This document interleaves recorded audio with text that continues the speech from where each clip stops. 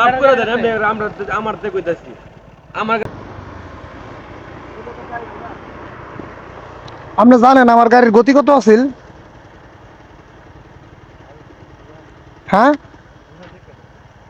না না, আপনি ঘর একটা ভুল মুখে বলে ফেলেন ভুল, কিন্তু আপনার একটা ভুলে আমার জীবন আমার ফ্যামিলি থাকে বিপদের সময় আমার তো জীবনটা উড়ে যাবো গা। এটা একটা বিশ্ব হাইওয়ে রুট, আপনি মন চায় যে ঘুরে হারালেন, মানে এইভাবে মন চায় ঘুরে হারালেন। আমার গাড়ির গতিটা 95।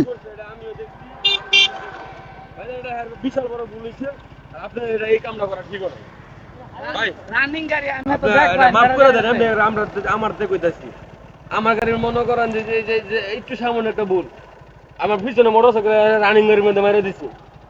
আমার গাড়ি 31 তারিখ থানাত নিছে, মোটরসাইকেল একটা তো বাইচা আছে না, মরে যায় না।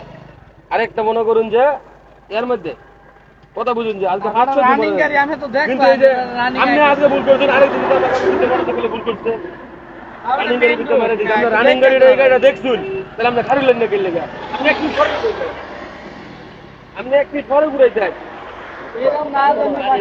ভাই, ভুল করে লাইছে, এটা আর কি কই আমার। আচ্ছা ভাই, এখন যাই হোক, ব্যাপারটা হলো যে আপনারা আছেন এই বিষয়গুলা, মানে আপনারা শুধু উনি না যারাই আছেন, আমি নিজেও যখনকার হাই রোডে কোনো সময় গাড়ি ঘুরাইবো অবশ্যই যেন ডানে বামে খেয়াল করে তারপরে ঘুরাই, কারণ একটা একটু ভুলের কারণে কিন্তু অনেক বড় সমস্যা হয়ে যায়।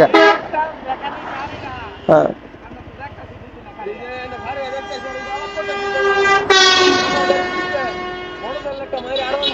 ভাইয়া আমার মধ্যে গাড়ি 5 দিন ধরে আর 1 কোনো লোকজন না জানা থানার জানা, তাহলে তাহলে চিন্তা করে দেখেন আমার ভুলের কারণে মানে উনি যখন ঘুরাইছে তখন তো আমি মিটার দিকে চাই দিই 95 টান। আমার হাই রোড এমন গাড়ি একটু দূরে টানা লাগবে, এমনি প্রাণী আমরা এক জায়গায় যাইতেছি। তো যাই হোক ভাই, এরপর তো খেয়াল করে একটু সুন্দরভাবে চালান।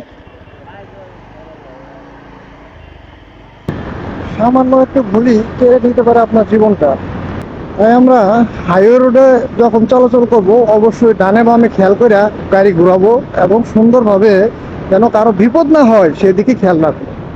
আল্লাহর অশেষ রহমত আছে বিদায় আজকে আমি এত বড় বিপদ থেকে রক্ষা পেয়ে গেলাম। তা না হলে আমার এই সিএনজি ড্রাইভারের ভুলের কারণে হয়তো আজকে আমাকে হসপিটালে থাকতে হতো।